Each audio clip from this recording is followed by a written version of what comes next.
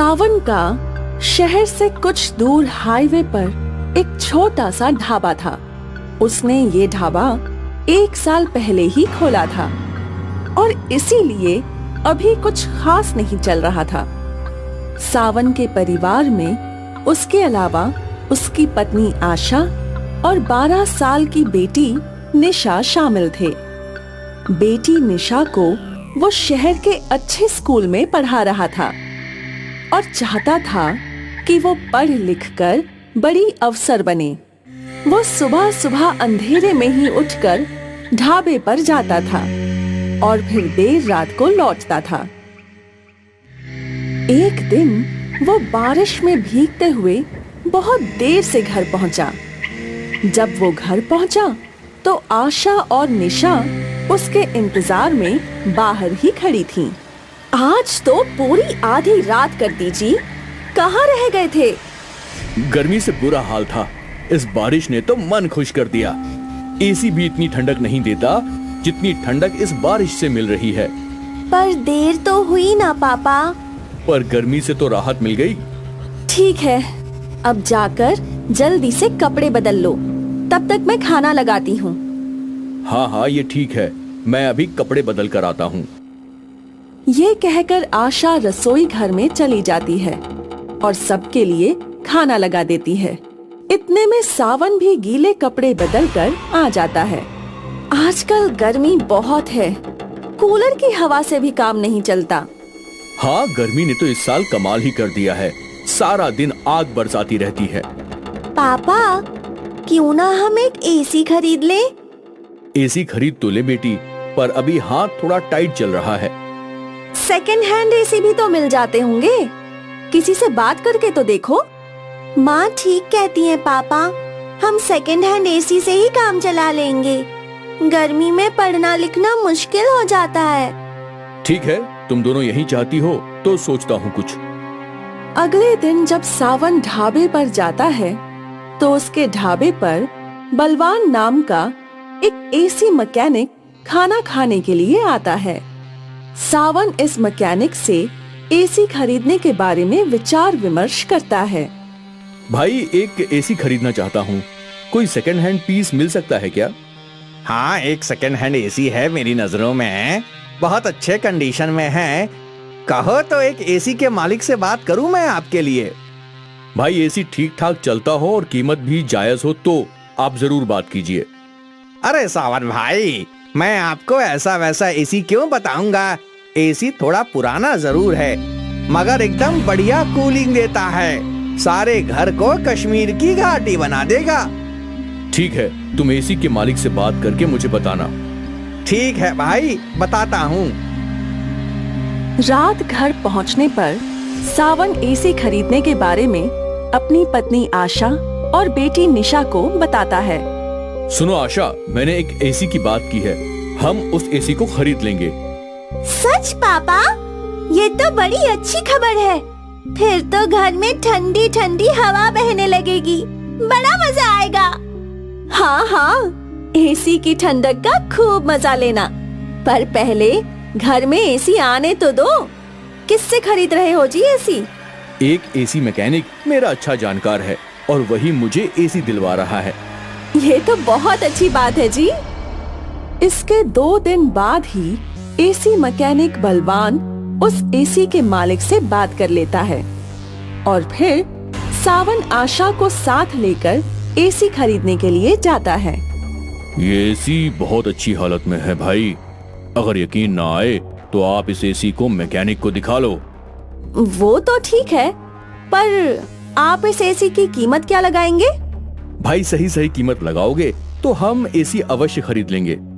अरे सावन भाई, चिंता ना करो, सही कीमत ही लगेगी। भाई, आप इस मैकेनिक के जानकार हैं, इसलिए मैं जायज कीमत बता रहा हूँ। मैं इस एसी के पूरे 12,000 लूंगा।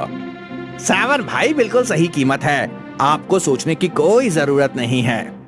ठीक है, मुझे मंजूर है। इस तरह सावन उस एसी को खरीद लेता है और फिर उसी एसी मैकेनिक की मदद से अपने घर में लगवा लेता है। इस तरह सावन के परिवार को गर्मी से राहत मिलती है और वो सब रात भर चैन की नींद सोते हैं। सबसे ज्यादा खुश तो निशा होती है। पापा, एसी आ जाने से तो सच में बहुत फायदा हुआ है।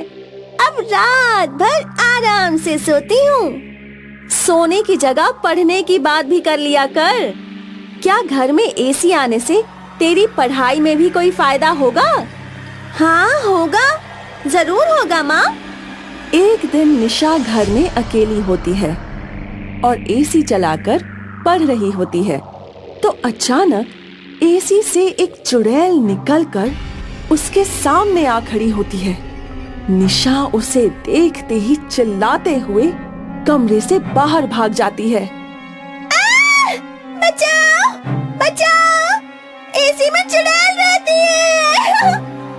जब वो चुड़ैल के बारे में सावन और आशा को बताती है, तो वो उसे निशा का भ्रम समझते हैं और उसके सामने एसी चलाकर उसके मन का भ्रम दूर करने की कोशिश करते हैं।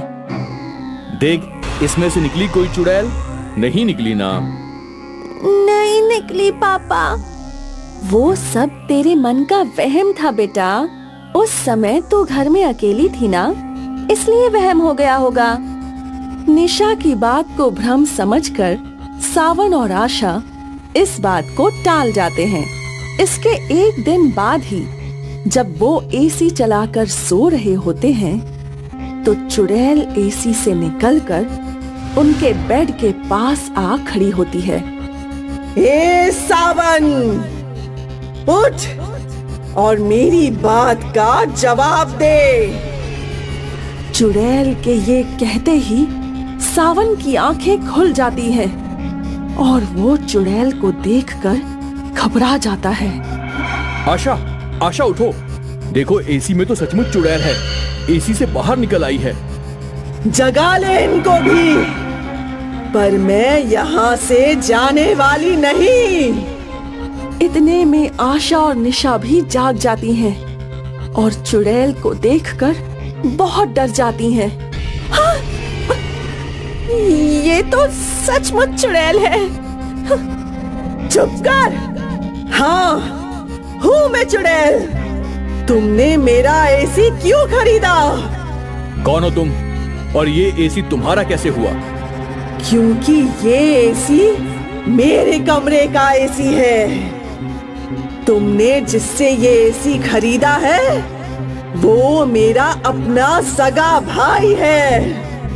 मेरे मरने के बाद उसने एक एक करके सारी चीजें बेच दी। अंत में ये एसी बचा था, उसने इसे भी तुम्हें बेच दिया। मैं इस एसी को बहुत पसंद करती थी और इसीलिए ये जहां भी रहेगा मैं भी वहीं रहूंगी। पर इसमें हमारी क्या गलती है? हमारे घर को छोड़कर चली जाओ चुड़ैल। चुप करो, वरना सबको मार डालूंगी। चुड़ैल आशा और सावन से बहस कर ही रही थी कि तभी निशा उठकर चुपके से एसी बंद कर देती है और चुड़ैल गायब हो जाती है।